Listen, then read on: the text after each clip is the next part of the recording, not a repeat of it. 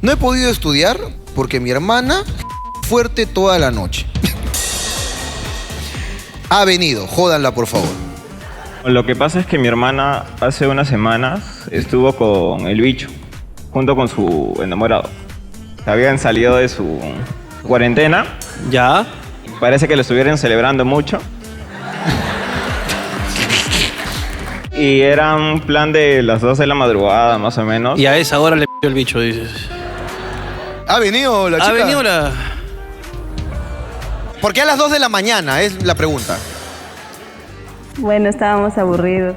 Toda la noche habla juega esa hueva en su laptop y toda la noche está que pelea con alguien por sus audífonos, de que dispara. Grita, no sé. grita. Sí, grita. Está así. ¡Ah! ¡Ah!